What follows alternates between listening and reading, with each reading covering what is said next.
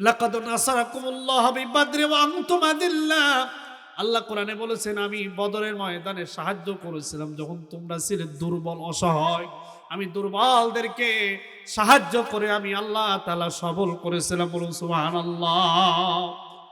একদিকে আবু জেহেল দোয়া করে মদিনার দিকে রওনা হয়ে গেল।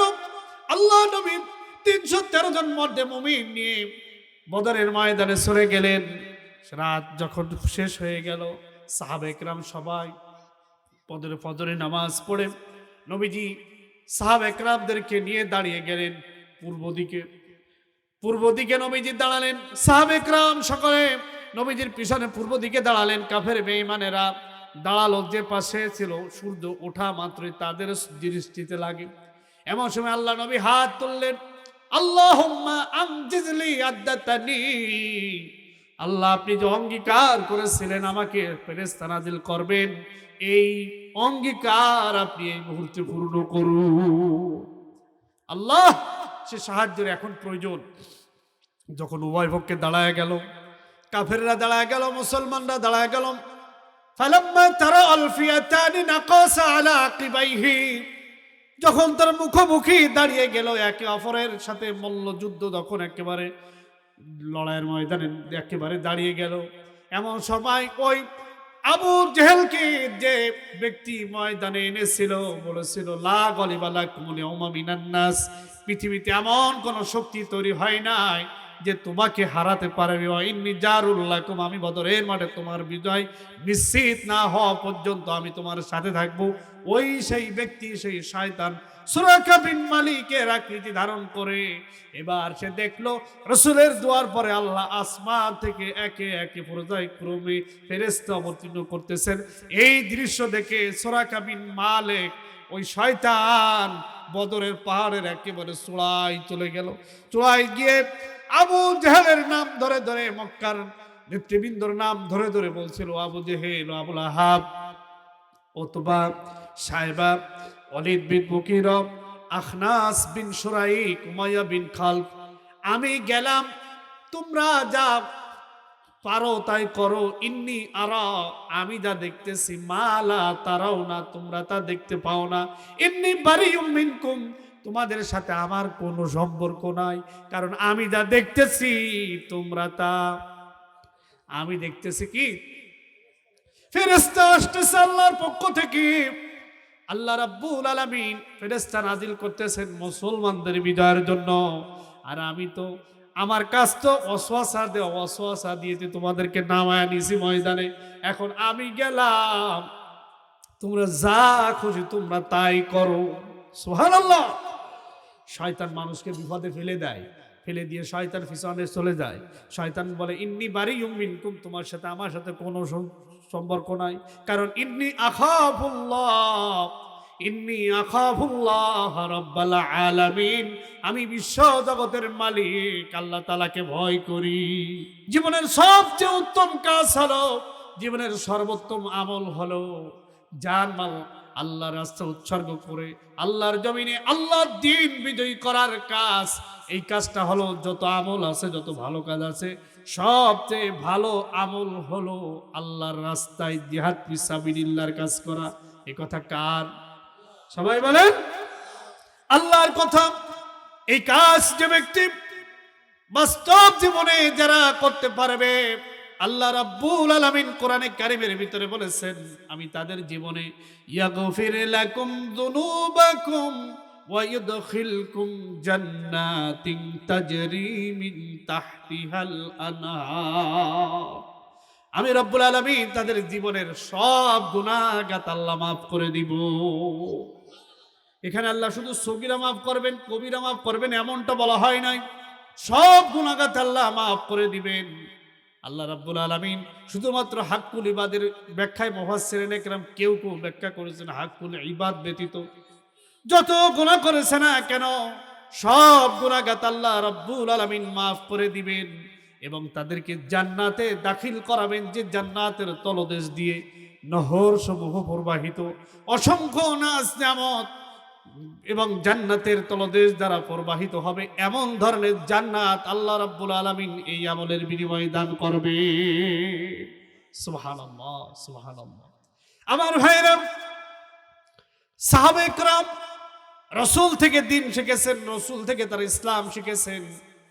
রাসূলের কাছে একবার সাহাবায়ে কেরামদের ভিতরে মসজিদে নববীর ভিতরে সাহাবায়ে কেরামগণ মাশওয়ারা করতেছিলেন, মুযাকারা করতেছিলেন, আল্লাহর কাছে কোন আমল, কোন রাস্তা সবচেয়ে ভালো, কোন আমল আল্লাহর কাছে সবচেয়ে পছন্দনীয়।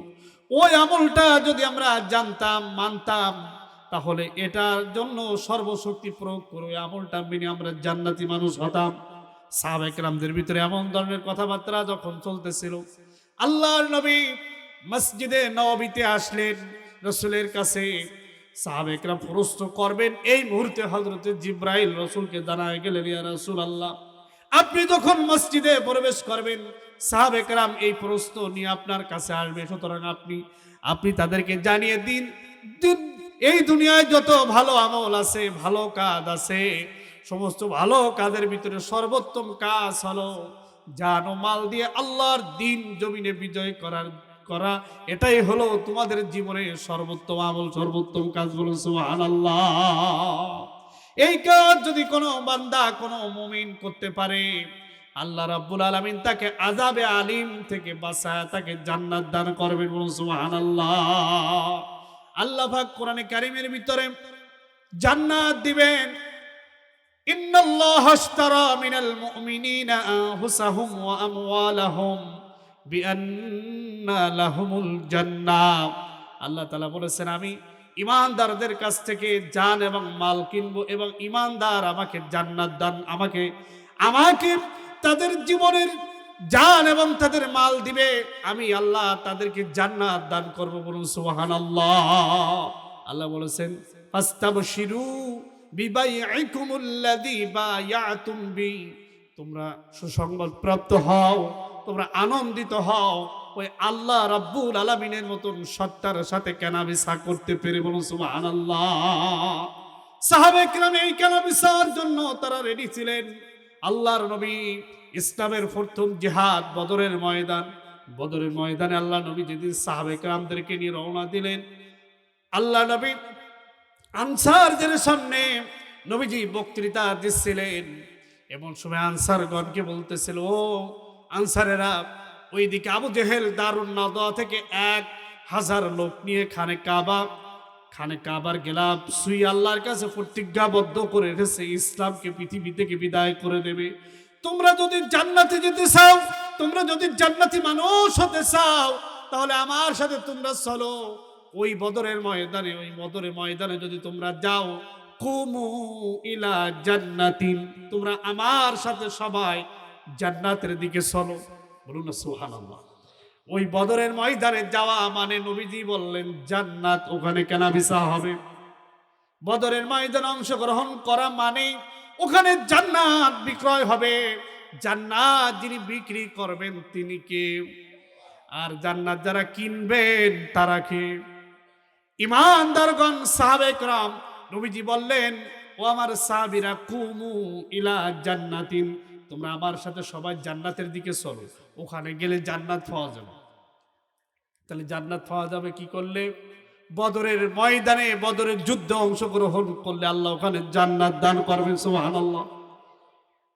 সাহাবায়ে কেরাম আনসার এবং মুহাজিরদের ভিতরে তেমন সাড়া প্রথমে পাওয়া যাচ্ছিল না। নবীজি যখন এই ঘোষণা দিলেন, আনসারদের ভিতরে হযরতে মিকদাদ বিন আমর রাদিয়াল্লাহু তাআলা আনহু বলেন, ইয়া রাসূলুল্লাহ। মুহাজিরদের ভিতরে হযরত মিকদাদ বিন আমর রাদিয়াল্লাহু তাআলা আনহু দাঁড়িয়ে বলেন, ইয়া রাসূলুল্লাহ, আমরা আপনার সাথে ততক্ষণ পর্যন্ত লড়াই করব, আপনি যেদিক আপনার রব আমাদেরকে নিয়ে যেতে বলে আপনি আমাদেরকে সেদিক নিয়ে যান। আমরা হযরতে মুসার উম্মতের মতো বলবো না, ও মুসা, তুমি আর তোমার আল্লাহ গিয়ে যুদ্ধ করো, আমরা এখানে বসে থাকবো। হযরতে মুসার উম্মতেরা মুসাকে বলেছিল, ও মুসা, ইযহাব আনতা ওয়া রাব্বুকা ফাকাতিল, তুমি আর তোমার রব গিয়ে যুদ্ধ করো, আমরা এখানে বসে থাকবো। ইন্না লা নাকুলু কামা ক্বালা লিমূসা আলাইহিস সালাতু ওয়াস সালাম, ফাযহাব আনতা ওয়া রাব্বুকা ফাকাতিল। আমরা ওই কথা বলবো না যে কথা মুসার উম্মতরা তাদের নবীকে বলেছিল, ও নবী মুসা, তুমি আর তোমার আল্লাহকে যুদ্ধ করো, আমরা ওই ঝামেলার মধ্যে নাই। সুতরাং আমরা বলবো, আমাদেরকে আপনি নিয়ে শুনুন, গো আল্লাহর নবী, যেদিক আপনি নিয়ে যাবেন, এমনকি দু চোখের পাতা যতক্ষণ না আমাদের এক জায়গায় না আসবে, ততক্ষণ পর্যন্ত বাতিলের মোকাবেলায় আমরা ময়দানে শক্ত থাকবো। বলুন সুবহানাল্লাহ। নবীজি খুশি হয়ে গেলেন। হযরতে নবীজি যখন এই বক্তব্য মুহাজিরদের পক্ষ থেকে শুনলেন, আনসারদের ভিতর থেকে হযরত সাদ বিন মুআজ দাঁড়িয়ে গেলেন। সাদ বিন মুআজ বলেন, ইয়া রাসূলুল্লাহ, আমরা আপনাকে ভালোবেসেছি, আপনি মদিনায় এসেছেন, আমরা আপনাকে ভালোবেসেছি, আমাদের ভাইদেরকে আমরা আশ্রয় দিয়েছি, আমরা আপনার মাধ্যমে আমরা দ্বীন শিখেছি, আপনার মাধ্যমে আমরা ইসলামের সুমহান আদর্শে আদর্শিত হতে পেরেছি। সুতরাং আপনি আমাদেরকে নিয়ে চলুন, আমাদেরকে নিয়ে কোনো দ্বিধাবোধ করবেন না। আপনার রব যেদিকে আমাদেরকে নিয়ে যেতে বলে, আপনি যদি আমাদেরকে বলেন জ্বলন্ত আগুনে ঝাঁপ দিতে, আমরা ঝাঁপ দেব। আপনি যদি বলেন সমুদ্রে আমাদেরকে লাভ দিতে, আমরা লাভ দিব। কিন্তু আমরা আপনার আনুগত্যের বাইরে 1 ইঞ্চি পরিমাণ কোনো কাজ করব না। বলুন সুবহানাল্লাহ। তারা জান্নাতের জন্য তারা পাগল ভরা ছিলেন। তারা জান্নাত কোথায় পাওয়া যাবে, কোন রাস্তায় রবের ক্ষমা, কোন রাস্তায় রবের জান্নাত পাওয়া যাবে, এই চিন্তায় সাহাবায়ে কেরাম সারাক্ষণ ব্যস্ত থাকতেন। সুবহানাল্লাহ। আমার ভাইরা, রাসূল করিম সাল্লাল্লাহু আলাইহি ওয়াসাল্লাম 313 জন মুমিন নিয়ে, মাত্র 313 জন, এটা হলো মূল অঙ্ক। কিন্তু রাসূল যেদিন মদিনা থেকে বের হলেন, সেদিন মাত্র 300 জনের মতো নিয়ে বের হলেন। প্রতিমধ্যে কয়েকজন নবীর সাথে যুক্ত হয়েছিলেন। নবীজি তখন এই ভাষণ দিয়ে যখন রওনা হলেন, হযরত উমাইর ইবনে হুমাম নবীজির এই বক্তৃতা শুনতেছিলেন আর বলতেছিল, রাসূলুল্লাহ বললেন, তোমরা যদি আমার সাথে কেউ জান্নাতে যেতে চাও, তাহলে আমার সাথে বদরের ময়দানে চলো, ওখানে জান্নাত পাওয়া যাবে, ওখানে যারা অংশগ্রহণ করবে আল্লাহ তাদেরকে জান্নাত দান করবেন। হযরত উমাইর ইবনে হুমাম বলেন, ইয়া রাসূলুল্লাহ, আমিও যদি আপনার সাথে সাথী হয়ে যদি বদরের মাঠে যাই, আমিও কি জান্নাত পাবো? নবী বলেন, হ্যাঁ, তুমিও জান্নাত পাবা। হযরত উমাইর ইবনে হুমাম রাসূলুল্লাহর হাতে ঈমান আনলেন। ঈমান এনে বদরের যুদ্ধে অংশগ্রহণ করলেন। 14 জন লোক বদরের যুদ্ধে শহীদ হয়েছিলেন। এর ভিতরে হযরত উমাইর ইবনে হুমাম অন্যতম।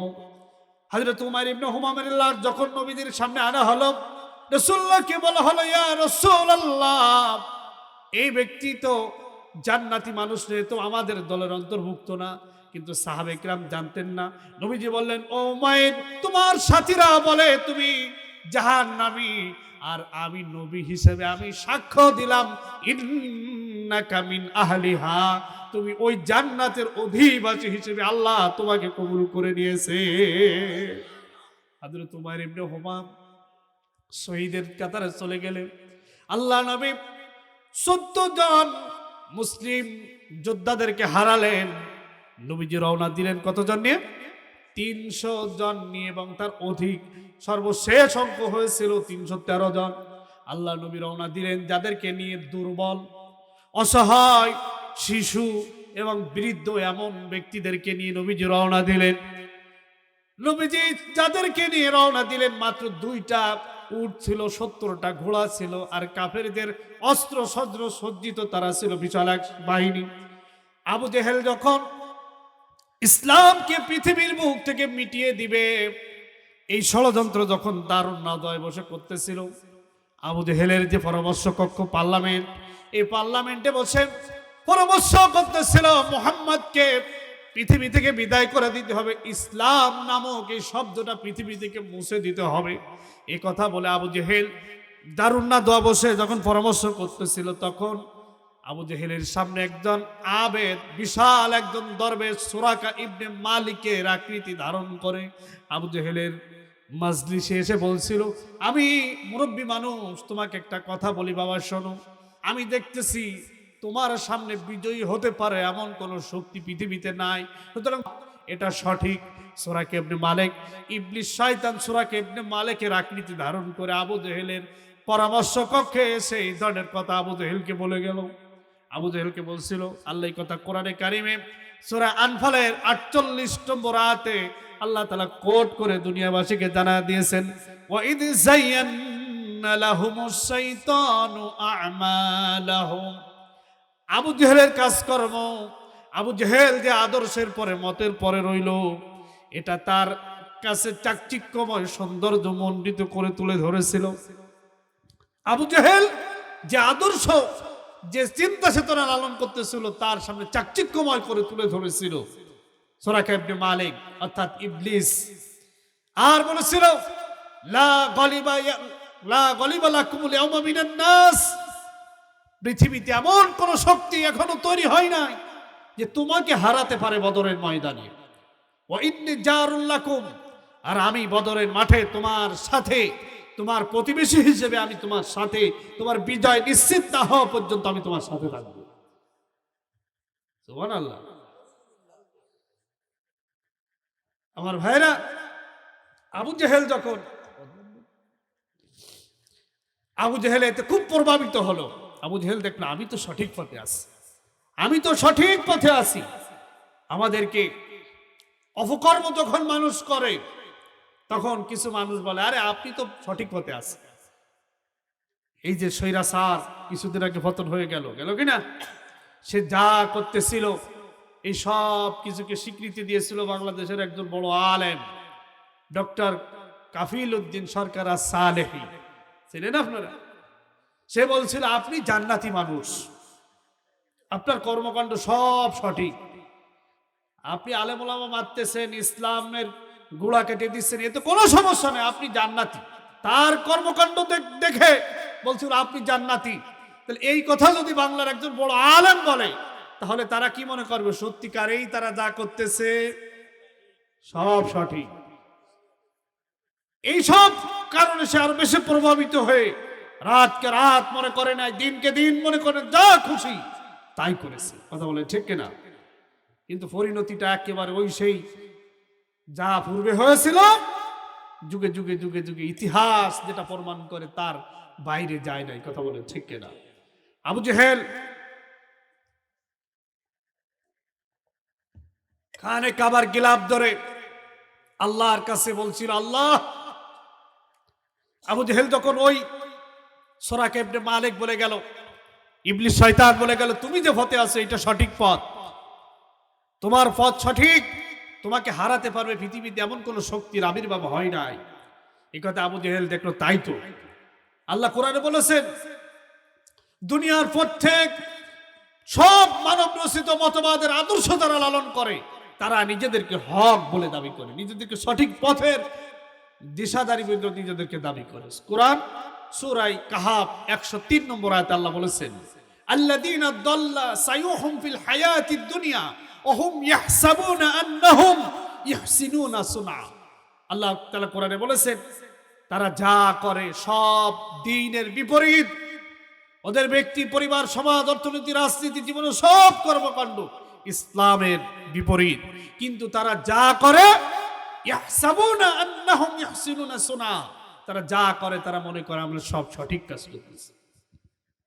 এ হলো শয়তান মানব রচিত মতবাদের অনুসারীদের মাথায় এ কথা ঢুকাইতে শয়তান সক্ষম হয়েছে, তুমি যা করতেছো সঠিক কাজ করতে। আবু জেহেলকে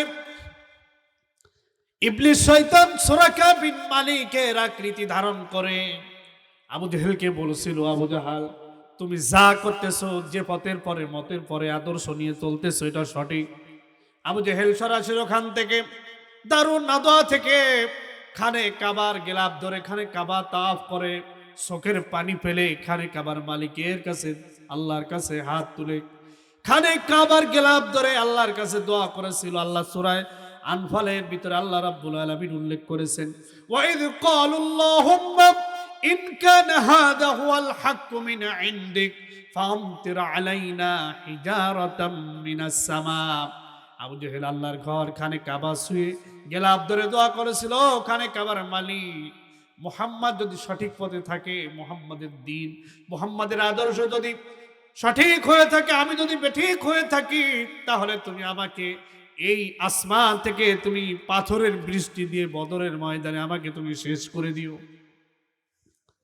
ইন কানা হাযা হুয়াল হাক্কু মিন ইনদিক, এই মুহাম্মাদের আদর্শ যদি তোমার কাছে সঠিক হয়, আমার রাস্তা আমার পথ যদি বেঠিক হয়, আমাকে তুমি বদরের ময়দানে পাথরের বৃষ্টি নাজিল করে আমাকে তুমি শেষ করে দিও। বলুন না সুবহানাল্লাহ। আবু জেহেল যে 1000 সাথী ছিল, অর্থাৎ আবু জেহেল যে যুদ্ধে যাদেরকে নিয়ে গেল তাদের সংখ্যা ছিল 1000। সবাই আবু জেহেলের সাথে হাত তুলেছিল, সবাই বলেছিল আমিন। আল্লাহ রাব্বুল আলামিনের আকাশে বাতাসে যত ফেরেশতা মণ্ডল ছিল এই কথার সাথে সবাই আমিন বলেছিল। আল্লাহ রাব্বুল আলামিনও কি আমিন ছাড়া আর কিছু বলবেন? আল্লাহ কয় আবু জেহেল দোয়া যা জীবনে করেছো কোনোটা কবুল করার মতো না হলো আজকের দোয়া না কবুল করে ভাড়া যায় না। আবু জেহেলের দোয়া কবুল হয়ে গেল। অপরদিকে আল্লাহর নবী মুহাম্মদুর রাসূলুল্লাহ সাল্লাল্লাহু আলাইহি ওয়াসাল্লাম মাত্র 313 জন লোক নিয়ে বদরের ময়দানে পৌঁছালেন।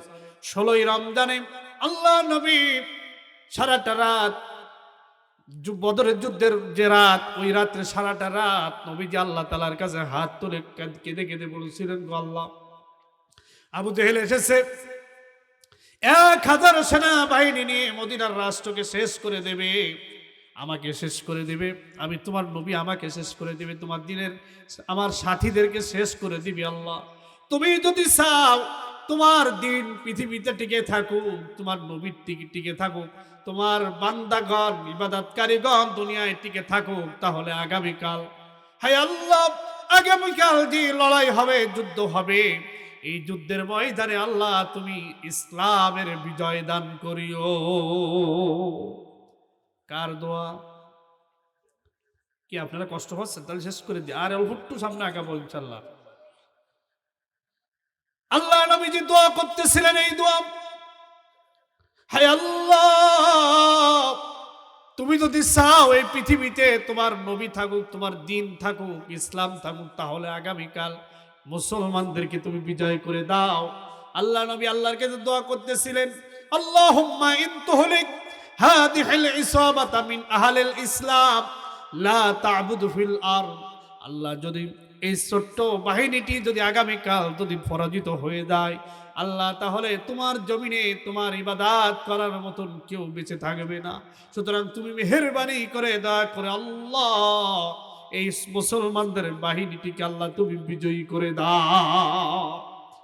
নবীজি যে দোয়া করেছিলেন, আল্লাহ রাব্বুল আলামিন নবীর দোয়ার জবাব দিয়েছিলেন। আন্নি, আল্লাহ রাব্বুল আলামিন নবীজিকে বলেছিলেন, ও নবী, তুমি যখন দোয়া করেছিলে আমার কাছে অসহায় হয়ে, ইদ তাস্তাগিসুনা রাব্বাকুম ফাস্তাজাবা লাকুম আন্নী মুমিত্তুকুম বিআলফিন মিনাল মালাইকাতি মুরদিফিন। আল্লাহ তাআলা বলেছেন, আমি আমার নবীর জবাবে, নবীর দুয়ার জবাবে নবীকে বললাম, ও নবী, তোমাকে আমি 1000 ফেরেশতা দিয়ে ওই বদরের ময়দানে কাফের মুশরিকদের মোকাবেলায় ইসলামের বিজয় দান করে দেব। 1000 ফেরেশতা পাঠানোর অঙ্গীকার আল্লাহ করেন। আন্নী মুমিত্তুকুম বিআলফিন মিনাল মালাইকাতি মুরদিফিন, আমি 1000 ফেরেশতা পাঠায়া ওই বদরের ময়দানে মুসলমানদের বিজয় দান করে দেব। বলো সুবহানাল্লাহ। আল্লাহ তাআলা তার হাবিবকে ওয়াদা করলেন, লাকাদ নাসারাকুমুল্লাহু বিবাদরি ওয়া আনতুম আদিল্লা। আল্লাহ কোরআনে বলেছেন, আমি বদরের ময়দানে সাহায্য করেছিলাম যখন তোমরা ছিলে দুর্বল, অসহায়। আমি দুর্বলদেরকে সাহায্য করে আমি আল্লাহ তাআলা সবল করেছিলাম। বলুন সুবহানাল্লাহ। একদিকে আবু জেহেল দোয়া করে মদিনার দিকে রওনা হয়ে গেল। আল্লাহ নবী 313 জন মর্দে মুমিন নিয়ে বদরের ময়দানে চলে গেলেন। রাত যখন শেষ হয়ে গেল, সাহাবা একরাম সবাই ফজরের নামাজ পড়ে নবীজি সাহাবা একরামদেরকে নিয়ে দাঁড়িয়ে গেলেন পূর্ব দিকে নবীজি দাঁড়ালেন। সাহাবা একরাম সকলে নবীজির পিছনে পূর্ব দিকে দাঁড়ালেন। কাফের বেঈমানেরা দাঁড়ালো যে পাশে ছিল, সূর্য ওঠা মাত্রই তাদের দৃষ্টিতে লাগে। এমন সময় আল্লাহ নবী হাত তুললেন, আল্লাহুম্মা আমজিজলি আদ্দাতানি। আল্লাহ, আপনি যে অঙ্গীকার করেছিলেন আমাকে ফেরেশতা নাজিল করবেন, এই অঙ্গীকার আপনি এই মুহূর্তে পূর্ণ করুন। আল্লাহ, সে সাহায্যের এখন প্রয়োজন। যখন উভয় পক্ষে দাঁড়ায় গেল, কাফেররা দাঁড়ায় গেল, মুসলমানরা দাঁড়ায় গেল। ফালাম্মা তারা আল ফিয়াতানি নাকাসা আলা আকিবাইহি। যখন তার মুখোমুখি দাঁড়িয়ে গেল একে অপরের সাথে মল্লযুদ্ধ, তখন একেবারে লড়াইয়ের ময়দানে একেবারে দাঁড়িয়ে গেল, এমন সময় ওই আবু জেহেলকে যে ব্যক্তি ময়দানে এনেছিল বলেছিল, লা গলিবা লাকুমুল ইয়াউমা মিনান নাস, পৃথিবীতে এমন কোন শক্তি তৈরি হয় নাই যে তোমাকে হারাতে পারবে। ইন্নী জারুল লাকুম, আমি বদরের মাঠে তোমার বিজয় নিশ্চিত না হওয়া পর্যন্ত আমি তোমার সাথে থাকবো।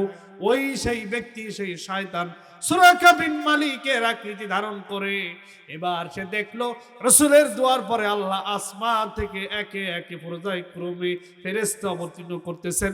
এই দৃশ্য দেখে সুরাকা বিন মালিক ওই শয়তান বদরের পাহাড়ের একেবারে চূড়ায় চলে গেল। চূড়ায় গিয়ে আবু জেহেলের নাম ধরে ধরে, মক্কার নেতৃবৃন্দর নাম ধরে ধরে বলছিল, আবু জেহেল, আবুল আহাব, উতবা, সাইবা, ওয়ালিদ বিন মুগীর, আখনাস বিন শুরাইক, উমাইয়া বিন খালফ, আমি গেলাম, তোমরা যা পারো তাই করো। ইন্নী আরা, আমি যা দেখতেছি, মালা তারাও না, তোমরা তা দেখতে পাও না। ইন্নী বারিউম মিনকুম, তোমাদের সাথে আমার কোনো সম্পর্ক নাই, কারণ আমি যা দেখতেছি তোমরা তা, আমি দেখতেছি কি ফেরেশতা আসতেছে আল্লাহর পক্ষ থেকে। আল্লাহ রাব্বুল আলামিন ফেরেশতা নাজিল করতেছেন মুসলমানদের বিজয়ের জন্য। আর আমি তো, আমার কাজ তো ওয়াসওয়াসা দিয়েতে তোমাদেরকে নামায় নিছি ময়দানে। এখন আমি গেলাম, তোমরা যা খুশি তোমরা তাই করো। সুবহানাল্লাহ। শয়তান মানুষকে বিপদে ফেলে দেয়, ফেলে দিয়ে শয়তান পিছনে চলে যায়। শয়তান বলে, ইন্নী বারিউম মিনকুম, তোমার সাথে আমার সাথে কোনো সম্পর্ক নাই, কারণ ইন্নী আখাফুল্লাহ রাব্বাল আলামিন, আমি বিশ্ব জগতের মালিক আল্লাহ তাআলাকে ভয় করি, আমি আল্লাহকে ভয় করি। শয়তান আল্লাহকে ভয় করে। এখন শয়তান আল্লাহকে ভয় করে, আল্লাহর গজব নাজিল হয়ে যায় কিনা। ইত্তাকুল্লাহ, আল্লাহর ভয়, ঈমানদাররা তাকওয়া, ইত্তাকুল্লাহ আর খাউফুল্লাহ, এই দুইটা শব্দের পার্থক্য। খাউফুল্লাহ শব্দের অর্থ যে কোনো মুহূর্তে আমার পরে গজব নাজিল হতে পারে, যে কোনো মুহূর্তে অতর্কিত হামলা আসতে পারে, যে কোনো মুহূর্তে আমি দুর্ঘটনা আমার ঘটতে পারে, এটাকে বলা হয় খাউফুল্লাহ। আর শয়তান আল্লাহর এই ভয় করতো, আল্লাহ আমার যে কর্ম, যে কোনো মুহূর্তে আল্লাহ আমার পরে গজব নাজিল করতে পারে, যে আমার কোনো দুর্ঘটনা ঘটতে পারে, আমার কোনো অ্যাক্সিডেন্ট হয়ে যেতে পারে, এই আতঙ্ক শয়তানের ভিতরে সবসময় কাজ করত। আর মুমিন যারা তাকওয়াল্লাহ, ইত্তাকুল্লাহ, তারা আল্লাহর ভয় করবে, আল্লাহর বিধান, আল্লাহর মহব্বত এবং আল্লাহর ভয়, তারা পাপাচার থেকে, অনাচার থেকে বিরত থাকবে। এর নাম হলো মুত্তাকি।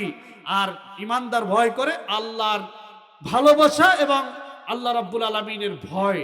আর শয়তান ভয় করে কিসের কারণে বলেন একটু? গজবের কারণে শয়তান আল্লাহকে ভয় করে। বদরের মাঠে শয়তান বলল, আমি ভয় করি যে কোনো মুহূর্তে আল্লাহ আমার পরে গজব নাজিল করতে পারেন, কারণ এই ফেরেশতাদের সাথে আমাদের সাথে একবার লড়াই হয়েছিল। এই ইবলিস ছিল জিনদের সর্দার, সে ছিল জিনদের, এই পৃথিবীতে আল্লাহ তাআলা একবার এই জিন জাতি দিয়ে আবাদ করেছিল, কিন্তু জিনরা ছিল আল্লাহর অবাধ্য। এই কারণে আল্লাহ ফেরেশতাদেরকে দিয়ে জিনদেরকে হটিয়ে আল্লাহ তাআলা তাদেরকে একটা অঞ্চলে আল্লাহ তাআলা তাদেরকে রেখেছিল। ওই তাদের সাথে একটা পূর্ব শত্রুতা ছিল। ওই সময় আল্লাহ রাব্বুল আলামিন জিনরা ফেরেশতাদের উপরে, জিনরা আল্লাহ রাব্বুল আলামিনের আদেশ আনুগত্য তারা ভলক্রাপ করার কারণে আল্লাহ তাআলা ওই সেই ইবলিসের নেতৃত্বে যে যুদ্ধ হয়েছিল, সে জিনদেরকে পরাজিত করেছিল। এই কারণে ওদের সাথে একটা ওর ভিতরে একটা বিজয়ের একটা দাম্ভিকতা সারাক্ষণ কাজ করত। এই কারণে সে সবসময় নিজের ভিতরে একটা দাম্ভিকতা, অহংকারিত। এটা আদম সৃষ্টির পূর্বের ইতিহাস। আর অনেক লম্বা কথা, অধিক যাওয়া যাবে না। সম্মানিত ভাইরা, যে কথা বলতেছিলাম, আল্লাহ রাব্বুল আলামিন মুসলমানদের বিজয় বদরের মাঠে মুসলমানদের বিজয় দিলেন। আল্লাহ যে মুমিনদেরকে থেকে জান্নাত কিনে নিয়েছেন, মুমিনরা আল্লাহর কাছে জান্নাত বিক্রি করেছে, ক্ষেত্র হলো ময়দান। এই ময়দানে রসুলের সাহাবেরা রসুলের সাথে গেল। আল্লাহ তাআলা তাদেরকে, যারা শহীদ হলো তাদেরকে আল্লাহ তাআলা ক্ষমার ঘোষণা, তাদেরকে জান্নাত দান করলেন। আর যারা জীবিত অবস্থায় যারা বদরের মাঠে অংশগ্রহণ করলো, আল্লাহ তাদের উপরে আয়াত নাযিল করলেন, রাদিয়াল্লাহু আনহুম ওয়া রাদু আনহু। আল্লাহর পরে তারা সন্তুষ্ট, তারা আল্লাহ রাব্বুল আলামিনের পরে তারা সন্তুষ্ট হলো। বলুন সুবহানাল্লাহ। বদরের ময়দানে আল্লাহ রাব্বুল আলামিন আসমান থেকে ফেরেশতা নাজিল করে সাহাবে کرامদেরকে সাহায্য করলেন, রাসূলকে সাহায্য করলেন। এই যুদ্ধের ময়দানে আবু জেহেল, আবুল আহাব, উতবা, সাইবা, বড় বড় ব্যক্তিবর্গ যারা ছিল সবাই খতম হয়ে গেল। আর ঈমানদার যারা অংশগ্রহণ করেছিল, আল্লাহ রাব্বুল আলামিন সবাইকে সাধারণ ক্ষমা ঘোষণা করে দিলে। এমনকি তাদেরকে জান্নাতি বলে আল্লাহ ঘোষণা দিলেন। বদরের ময়দান মানে ওখানে যারা অংশগ্রহণ করবে তাদেরকে আল্লাহ জান্নাতি মানুষ বলে ঘোষণা দিলেন। আমার ভাইরা, তাদের দিন প্রতিষ্ঠার জন্য, আল্লাহর জমিনে দিন বিজয় করার কাজে তারা অগ্রগামী হয়েছিল। আল্লাহ তাআলা তাদের জীবনের সব গুনাহগাতা মাফ করে দিয়ে তাদের প্রতি আল্লাহর আসমান থেকে করুণা এবং রহমত নাজিল করেছিল। বলুন সুবহানাল্লাহ। এই জন্য এই পৃথিবীতে দিন বিজয় হতে হাজার হাজার লোকের প্রয়োজন হয় না। দিন বিজয় হতে মাত্র এই পৃথিবীতে দিনের বিজয়ের জন্য 300 মুমিন মর্দে মুজাহিদ যথেষ্ট। বেশি লোকের প্রয়োজন হয় না। সাচ্চা দিলের মুমিন হতে হবে, আল্লাহর প্রতি দৃঢ় বিশ্বাস ও আস্থা থাকবে। কবি আল্লামা ইকবাল বলেছেন, মুসলমানরা যদি বদরের মতন যদি ওই ঈমান মুসলমানরা যদি আজও আনতে পারে, আল্লাহ রাব্বুল আলামিন কাতারে কাতারে ফেরেশতা নাজিল করে মুসলমানদের বিজয় দান করবে। সেই ঈমান আমাদের নাই, সেই ঈমান আমাদের অর্জন করতে হবে। বদরের সাহাবে کرام যে চেতনা, যেভাবে ঈমান এনেছিলেন, সেই ঈমানদার যদি আমরা আনতে পারি, আল্লাহ আমাদেরকে সেই মর্যাদার আল্লাহ তাআলা আমাদেরকে পৌঁছায় দিবেন। কথা বলেন ঠিক কিনা? যে কথা বলতেছিলাম, আল্লাহ নবী 313 জন নিয়ে বিজয়ের মালা পরে বদরের ময়দান থেকে ফিরে আসতেছিলেন। আর আবু জেহেল, আবুল আহাব, উতবা, সাইবা, ওয়ালিদ বিন মুগীরা, আখনাস বিন শুরাইক, উমাইয়া বিন খালব সকলের অস্তিত্ব বদরের ময়দানে একেবারে নিশ্চিহ্ন হয়ে গেল। বলুন সুবহানাল্লাহ। বদরের মাঠে তাদের সবাইকে আল্লাহ খতম করে দিলেন। আবু জেহেল মারা গেল ছোট্ট ছোট্ট 2টি বাচ্চার হাতে। ইতিহাস জানেন আপনারা? ছোট্ট ছোট্ট 2টি বাচ্চার হাতে আল্লাহ রাব্বুল আলামিন এই দুনিয়ার বড় দাম্ভিকতা, অহংকারিত নবীর সাথে দুশমনি যারা করেছিল, আল্লাহ রাব্বুল আলামিন তাদেরকে বড় বড় কোন শক্তি দিয়ে আল্লাহ তাদেরকে মারেন নাই। ঠিক না? হযরতে মুসা আলাইহিস সালামের সাথে ফেরাউন দুশমনি করলো। ফেরাউনকে আল্লাহ তাআলা মানতে কোনো কষ্ট হয় নাই। ফেরাউন যখন মারা গেল, একেবারে বিশাল দরিয়ার ভিতরে রাস্তার ভিতর দিয়ে যাচ্ছিল, আল্লাহ রাব্বুল আলামিন পানিকে অর্ডার করে, নো পানি যা ছিলি তাই হয়ে যা। মুসাকে আল্লাহ পার করে নিলেন। আল্লাহ রাব্বুল আলামিন হযরতে মুসাকে হেফাজত করলেন। ফেরাউনকে নীল দরিয়ায় একেবারে লোহিত সাগরে নির্মম ভাবে আল্লাহ তাআলা ফেরাউনকে মারলেন। কথা বলেন ঠিক কিনা? অপমানের সাথে গেছে কিনা? সম্মানের সাথে যেতে পেরেছে। ঈমানদারদেরকে কষ্ট দিয়েছিল, নবীকে কষ্ট দিয়েছিল, ইসলামের সাথে দুশমনি করেছিল, যার সবার সম্মানের সাথে যেতে পারে নাই। আল্লাহ নবী হযরত ইব্রাহিমের সাথে দুশমনি করেছিল নমরুদ। এই নমরুদ আল্লাহ রাব্বুল আলামিন তাকে মারতে বড় কষ্ট হয় নাই, কোনো কামান ফিট করা লাগে নাই। এই নমরুদের মতন পৃথিবী কাঁপানো বাদশাকে আল্লাহ তাআলা মেরেছেন একটা ল্যাংড়া মশা দিয়ে। সুস্থ মশা দিয়ে মারা লাগে নাই, সামান্য একটা ল্যাংড়া মশা দিয়ে শয়রাচারকে আল্লাহ পতন ঘটাচ্ছেন। আবু জেহেলের মতন রাসূলুল্লাহর সাথে দুশমনি করেছিল, রাসূলের সাথে বিদ্রোহ করেছিল। এই আবু জেহেলকে ছোট ছোট নাবালেগ, এই সে 7-8 বছরের মাছ আর মুআওয়াজের হাতে বদরের ময়দানে আবু জেহেল নির্মম ভাবে নিহত হয়েছিল। কথা বলেন ঠিক কিনা?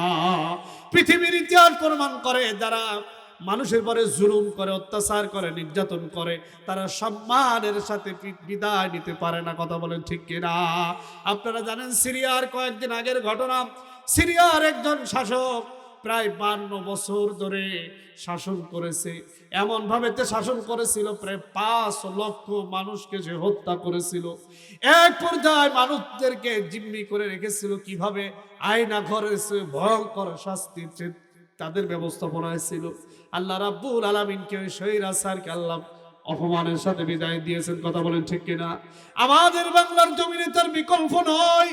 বিশ্ব বরেণ্য মুফাসসির আল্লামা সাঈদীর মতন মানুষ এই শতাব্দীতে আসবে কিনা সন্দেহ আছে, ঠিক কিনা? আল্লামা সাঈদীর মতন মানুষ, ফেরেশতা চরিত্রের মানুষ, এমন মানুষ, তাকে অপরাধী সাজায়া দর্শনকারী বানালো, তাকে লুটরাজকারী, তাকে গণহত্যাকারী। অথচ তিনি ছিলেন একেবারে তৎকালীন ছাত্র জীবন, লেখাপড়া শুরু করে আমাদের মতন নবীন বয়সে তিনি তাফসীরের ময়দানে আলোচনা শুরু করেছিলেন। এই মানুষটাকে একেবারে পিরোজপুর অঞ্চলে কুখ্যাত মানুষ বলে তাকে আখ্যায়িত করেছিল, ঠিক কিনা? এসব কিছু ছিল পার্শ্ববর্তী মুসলমানদের দুশমন রাষ্ট্র হিন্দুস্তানের চক্রান্তে বাংলাদেশের এই সোনার মানুষদেরকে মারার পিছনে তাদের সব চক্রান্ত তারা বাস্তবায়ন করেছিল। তারা যে ক্ষমতা পাকাভুক্ত করার জন্য তারা এটাকে চেয়েছিল, আমাদের ক্ষমতা পাকাভুক্ত থাকবে। আল্লাহ রাব্বুল আলামিন 1 বছরের মাথায় আল্লাহ তাআলা সেই ক্ষমতার মসনদ থেকে এই ধরনের অপরাধীদেরকে, স্বৈরাচারদের পতন ঘটায় দিয়েছেন। কথা বলেন ঠিক কিনা? মুসা আলাইহিস সালাম বলেছিল, ইন্নী আখাফু আইয়ুবাদদিলা দীনাকুম।